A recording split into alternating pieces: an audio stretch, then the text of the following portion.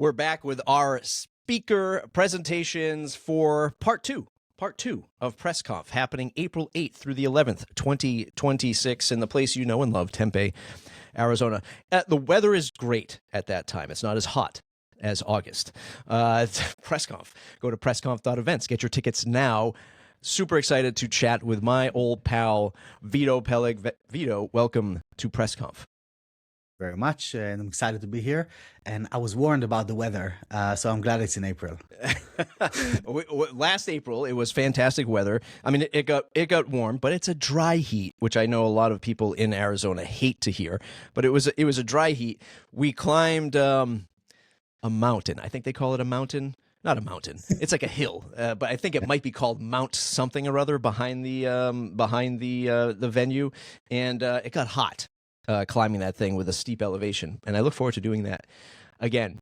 You and I have known each other for many, many, many years now. I remember interviewing you on my podcast, Matt Report. We talked about how you started everything from the back of a van. You're a touring musician. I still see you doing some musician stuff. I'm pretty sure I see it on Twitter.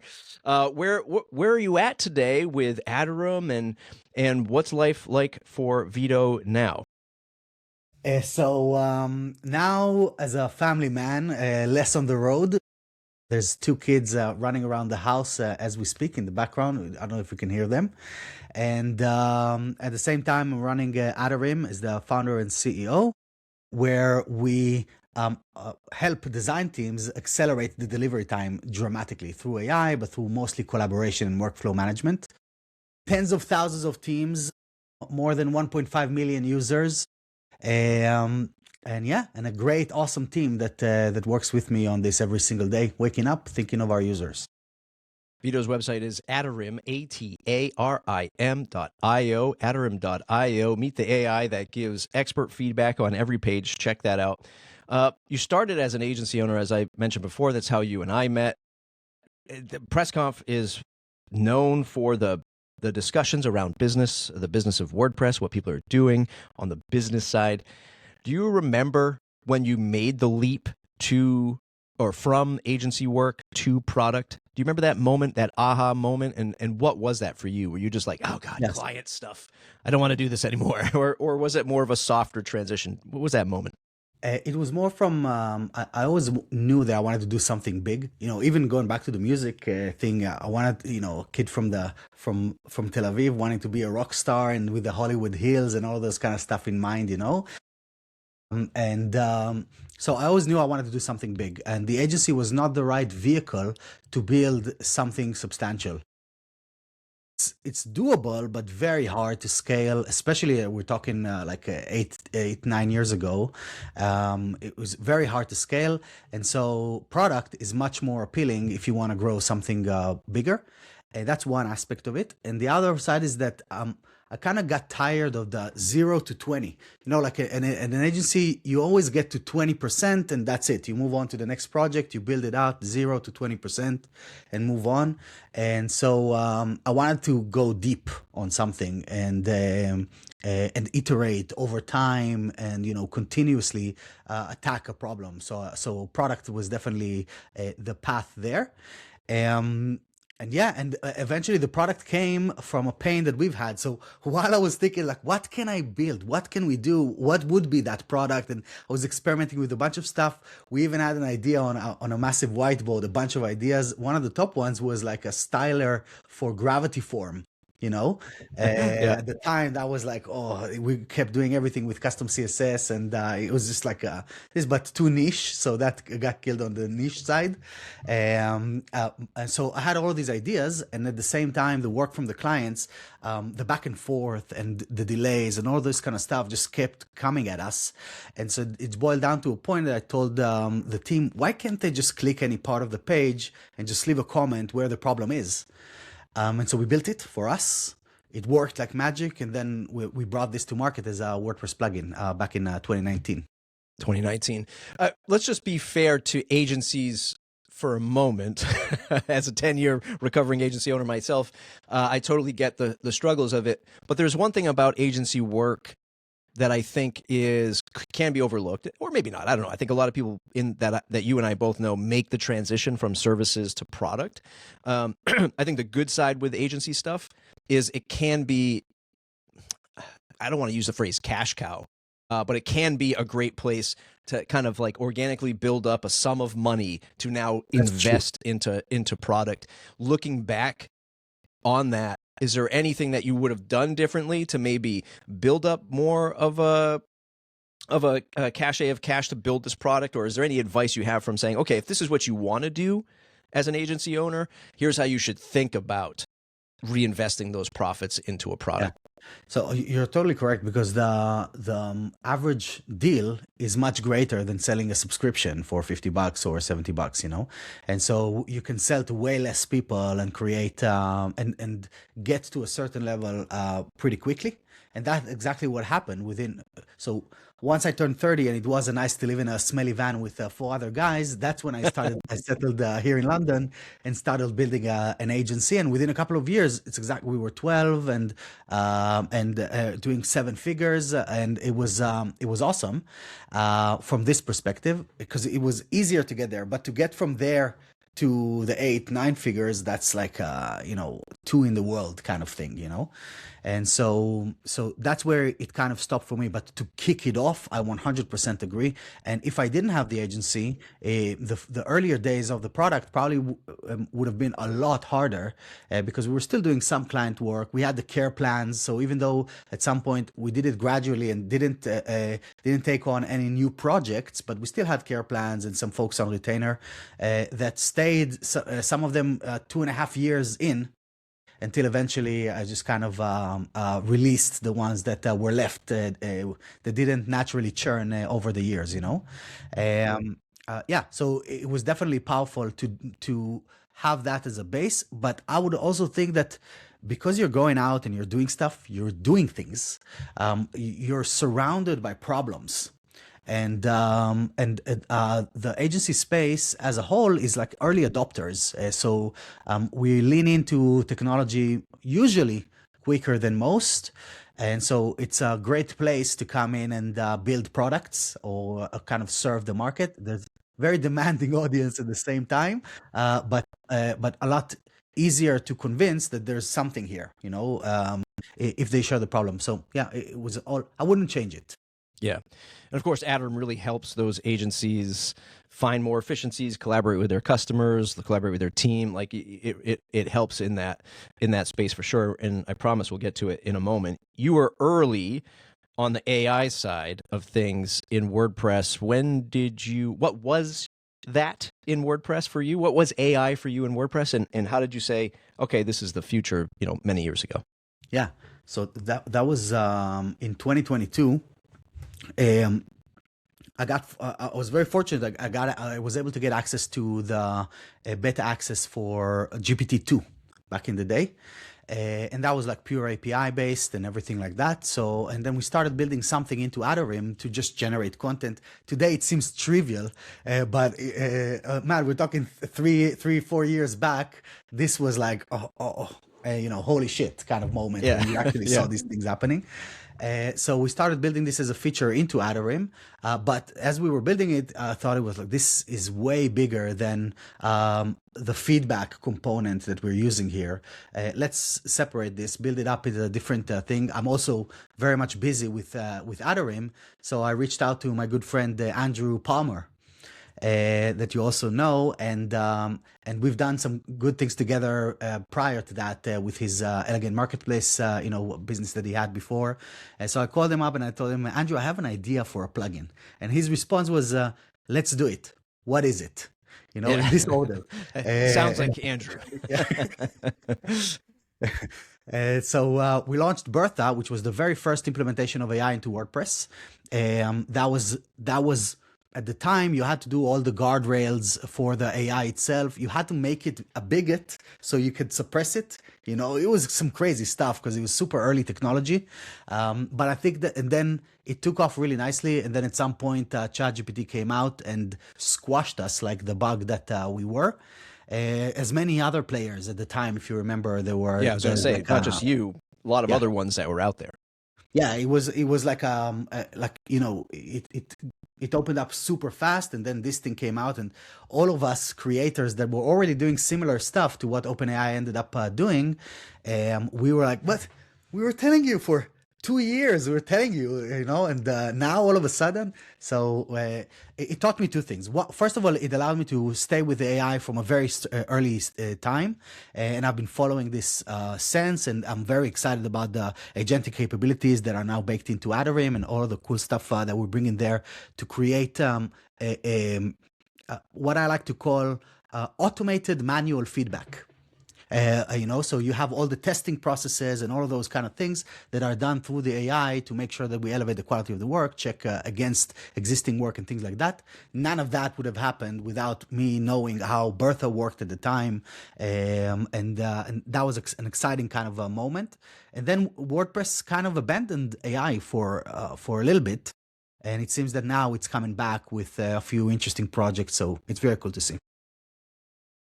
I'm wondering where what your takeaway is from experiencing the stuff with Bertha, like being super early to AI and then just seeing AI come in or I shouldn't say AI come in, I should say like ChatGPT come in and be like, oh yeah, that thing you have, that business is actually a feature of this, and now Right. we're gonna take this over. but you sticking with it and understanding like this is still the future. We're gonna maybe change the tact, because Adarim started largely as like the feedback thing. Like I go to a page, I just want to tell somebody I don't like this logo over here, leave it inline or natively to WordPress, and then somebody communicate. Now there's so much more that Adarim can do. How do you balance these feature requests, but understanding like, oh shoot, I shouldn't go too far because I saw what happened in the past if I tried to, like, I don't know, build a HubSpot inside of Adarim. What are your thoughts on that? Yes. So that's something that I kind of realized already at the time when this thing happened, is that there's basically layers to software, and you have to have the fundamental layer of the generic tools, and you can see this even prior to AI with SaaS, where you have the HubSpot, the Salesforce, the Google Workspaces. This is like the bottom of the pyramid, and the further up you go, the more niche the solution is. But it can go granular. It can go to the detail or to the angle that the broader solutions would never go to, because it is too niche. So that has always been our approach with Adarim as well, with all of the project management features that we've created. We're not trying to be Jira or Asana, where they try to serve everyone. We have our own use case, which we're serving creative people, helping them facilitate workflows and speed up feedback cycles. So that was always the kind of concept. And then within it, whatever the technology that aligns with that vision, I will try to play with and introduce and see if this can add value. And I'll give you just like two examples. We found that, if you send emails for feedback on creative work, 66% of the communications are too vague to action in the first shot. So they require a clarification cycle, going back to the person and, okay, what did you mean by this? Send me the screenshot. Let's get on a call. All of this nonsense. I just did this morning, by the way. Yes. So and that feedback cycle on average is about a week. So you did it this morning. By the time you actually go and meet that person, get the feedback back, the whole thing, you spent a week. You lost a week, not a week's work, but a week in the time, right? Through Adarim, we bring this down to around 12% in terms of actionability. But then how can we also bring this to zero? So we introduced an agent that looks at every single message that comes in. He's Claro, the project manager, and then assesses, is this actionable enough? Is this something that I can take and do? And if not, flag this straight away in real time, so you win a week of the feedback cycle, and it comes back to you and tells you, Matt, this make it pop is a little too vague, but maybe you meant that the text should be bolder or bigger or this or that, and you just look, yeah, this is what I meant, and boom, the person that needs to execute has the ability to do that. And maybe by the time that this video comes out, you already see the upcoming thing, which is not only actioned by people anymore, but just one click and it's done. So you get the feedback from the user, And then as the agency or the professional that needs to make the decision, you don't need to go inside Elementor or Gutenberg or anything. You just click and it's done. Yeah. It's something that's, I'm sure, is going to be on the top of a lot of folks' minds at PressConf. And we don't have to spend too much time on this, but I'm just curious, as I also spent some time working at a hosting company called Pagely, which actually created this event many years ago, or at least spawned the idea of it. I'm curious what your takeaway is. I'm looking at the pricing page for Aderm. We have a free plan. We have a pro plan for, if I won't name prices, but there's a free pro and a business, but and it's all very affordable, right? Just in case the prices change. But then you have an enterprise plan. Talk to me about the enterprise plan when you go to a website, and I'm trying to relate this to the agency who's like, man, I charge $5,000 for a website, but then they talk to a enterprise. The enterprise goes, $5,000. That's it. Like that, you're not even qualified. Like we need to spend $50,000 minimum. I'm curious what that's like for you in software sales these days. A lot of enterprise stuff. How has that changed for you? Is that I guess without giving away your secret sauce, is that the bread and butter to the company? Talk to me about enterprise. So yes, it is the even though most of the times you would see me outside speaking to agencies, freelancers. That's my background. That's my community. This is just a small fragment of the actual revenue that's generated. And you're right that the vast majority comes. It's like a Pareto. Vast majority comes from 20% of the customer base. There's a couple of things to this, and I remember this at the agency as well because I was stuck in that loop myself, serving the small businesses and thinking maybe a little bit too small around what these bigger folks needed. Whenever I heard someone is like, oh, 50K, 100K project, to me it sounded like, what are they actually doing? It's not worth it. They're just wasting their money and all of this kind of stuff, right? That's the kind of the mindset that a lot of us have when we're at that stage, and just to kind of frame this, we are SOC 2 compliant. That alone is $30K a year. We're one of those enterprises required very specific insurance setup that bumped up our insurance bill by 23x. Yeah. So these things start building up, and they start then on the back of that, you then are able to justify the higher prices because you're set up to serve this type of audience, But me as let's say back in the day, with the way that we ran our agency, going off to I don't know, Virgin Media and trying to sell them like a website. No way, I would die on the first interview. Yeah. And so it is a different approach, and there's a way to go about this, and it does require a completely different setup of the kitchen in order to facilitate this type of work. Yeah, I remember starting my career at Pagely, and being like, oh, I know agency world, I know big project world. At my agency, some of our top websites were like 50 grand, and then we had retainers, multi-thousands a month in retainers. And then I get to Pagely, and it's just like talking to, I won't name any brands, but talking to some big brands that we did there, and their annual like hosting bill was $250,000. Right. And it was just like, it was nothing to them. It was nothing. It was just like, we need this. It's built on AWS. We need to spend it. I was like, oh, wow. I've been having the wrong conversations, right. In my agency, for many years. All right, 100%. And we did some big projects, but most of them were just like the what you would expect, the small to medium local folks, and I think that this is kind of a decision. Most agencies go about this from as a local provider, as the local, without saying anything about the comparison, but the local plumber, that serve the neighborhood. Yeah. And so, but while others look at this from a more of a business perspective, so it's where you're coming at with it. If you're trying to build a business, then going down this route is probably more expensive, a little harder. You need a higher learning curve, but it's doable. Or you're coming to it as a technician, which is also fair, a creative person. I just want to do stuff. I enjoy the craft, which is a different kind of trajectory completely.